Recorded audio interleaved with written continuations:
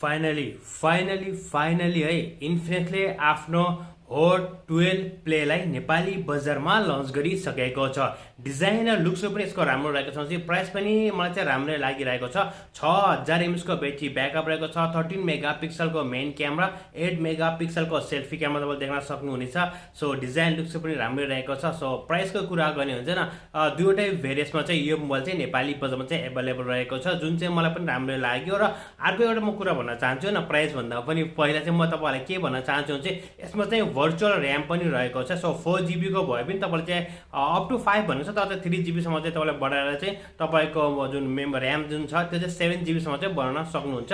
Design पनि राम्रो रहेको छ। प्राइस वाइज चाहिँ मलाई चाहिँ राम्रै लाग्यो। फिजिकली हेर्यो भने चाहिँ अरु कन्फिगरेसनको बारे त हामी कुरा छैन, बट यस पेपरमा हेर्दाखेरि चाहिँ यो मोबाइल चाहिँ एकदमै राम्रो रहेको छ। पहिला प्राइसको बारेमा कुरा गरौँ, त्यसपछि यिनीहरूको चाहिँ हाइलाइट फिचरको बारेमा चाहिँ हामीले कुरा गर्नेछौँ है। 4GB र्याम 64GB स्टोरेजको प्राइस चाहिँ नेपाली बजारमा चाहिँ 16700 रुपैयाँ रहेको छ भनेपछि 128GB स्टोरेज प्राइस चाहिँ 17800 रुपैयाँ रहेको छ। सो तपाईले चाहिँ दुईवटै मोबाइलहरु चाहिँ अनलाइन स्टोर दराजबाट र अफलाइन स्टोरमा पनि तपाईले पर्चेज गर्न सक्नुहुन्छ। अहिले चाहिँ दराजमा अवेलेबल छ र केही दिनपछि तपाईले चाहिँ अनलाइन स्टोरमा पनि देख्न सक्नुहुन्छ। र जुन चाहिँ स्टार्टिङ भेरिएन्ट छ नि 4GB, त्यो चाहिँ मलाई राम्रै लाग्यो नि। प्राइस अब 16000 सम्म चाहिँ त्यो मोबाइल चाहिँ राम्रै रहेको छ। तपाईलाई चाहिँ के कस्तो लाग्छ कमेन्ट सेक्सनमा चाहिँ कमेन्ट गर्न सक्नुहुनेछ। लेट्स टक अबाउट द यिनीहरूको चाहिँ बाँकीको कन्फिगरेसनको बारेमा। सबभन्दा पहिला त हामीले कुरा गरौँ यिनीहरूको डिजाइन र लुक्स। डिजाइन लुक्स चाहिँ सिम्पली रहेको छ, खासै केही पनि छैन। पछाडिपट्टि हेर्दा चाहिँ तीनवटा क्यामेरा देखिरहेको छ हैन, फ्ल्यास एलईडी लाइटको साथमा चाहिँ हामी चाहिँ फिंगरप्रिन्ट पनि पछाडि देख्न सक्नेछौँ। सो डिस्प्ले साइजको चाहिँ हामीले कुरा गर्ने हो भने 6.82 इन्चको चाहिँ आइपीएस एलसीडी को यसको डिस्प्ले रहेको छ। 90 हर्ट्जको रिफ्रेश रेट रहेको छ। 118 हर्ट्जको चाहिँ टच स्याम्पलिङ रेट रहेको छ। एचडी प्लस को चाहिँ यिनीहरूको चाहिँ रेजुलेसन रहेको छ। ओभरअल हेर्ने चाहिँ ठिकै रहेको छ। प्राइसको हिसाबले हामीले हेर्ने हो भने चाहिँ यसको डिस्प्ले चाहिँ म चाहिँ राम्रै भन्छु न। एचडी प्लस को चाहिँ उसले चाहिँ रेजुलेसन पनि दिएको छ, त्यो चाहिँ राम्रै। प्रोसेसरको चाहिँ हामीले कुरा गर्ने चाहिँ युनिसोकको चाहिँ प्रोसेसर युज गरेको छ। ओक्टा कोरको चाहिँ प्रोसेसर रहेको छ। ठिकठाकै प्रोसेसर भन्ने भन्न मिल्छ, ठिकै छ।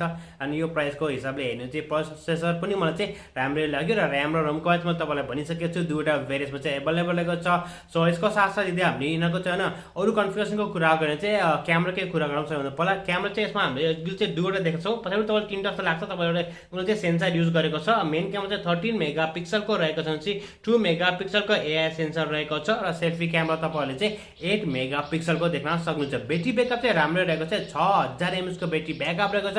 बट यसको चाहिँ चार्जिङ एडाप्टर चाहिँ मलाई चाहिँ मन पर्ने, कि चाहिँ 10 वाटको मात्र चार्जिङ एडाप्टर दिएको छ। त्यो चाहिँ मलाई कस्तो लाग्यो। र बाँकी तपाईले चाहिँ सबै कुरो यसमा पाउनुहुन्छ। डुअल सिम टेक्नोलोजी पनि यसमा रहेको छ। साथमा तपाईले चाहिँ ब्लुटुथ पाउनुहुन्छ। ओटीजी सपोर्ट यसमा रहेको छ। बाँकी सबै कुरो रहेको छ। रेगुलर नम्बर सेन्सर पनि यसमा रहेको छ। फिंगरप्रिन्ट चाहिँ हुन्छ पछाडि पनि देख्न सक्छौँ। र डेफिनेटली चाहिँ एआई सेन्सर युज गरेको छ भने चाहिँ यिनीहरूको सम्पूर्ण क्यामेरामा पनि एआई टेक्नोलोजी हामीले देख्न सक्नेछौँ।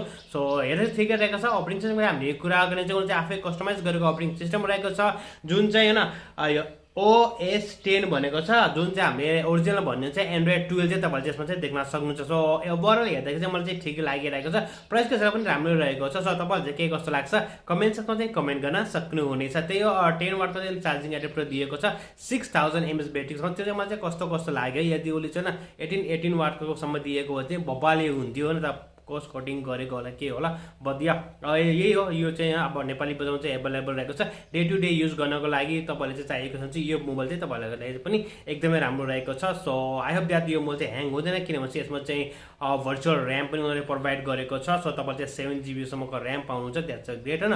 भर्चुअल र्यामको चाहिँ हामीले कुरा गर्ने चाहिँ मेरो चाहिँ पर्सनल एक्सपिरियन्स छ, जुन चाहिँ हाम्रो चाहिँ ओप्पो रेनो प्रो रहेको छ। मसँग चाहिँ 3 प्रो, त्यसमा चाहिँ भर्चुअल र्याम चाहिँ मसँग रहेको छ। र मैले चाहिँ 7GB को चाहिँ भर्चुअल र्यामले दिएको छु। र असमा चाहिँ कुनै पनि ल्यागहरु हुँदैन र मज्जाको चाहिँ परफर्मेन्सहरु चाहिँ दिन्छ। त्यो चाहिँ मेरो एक्सपिरियन्स हो। अब यसले चाहिँ कतिको गर्छ इन्फिनिक्सले, त्यो चाहिँ मेन कुरा रहेको छ।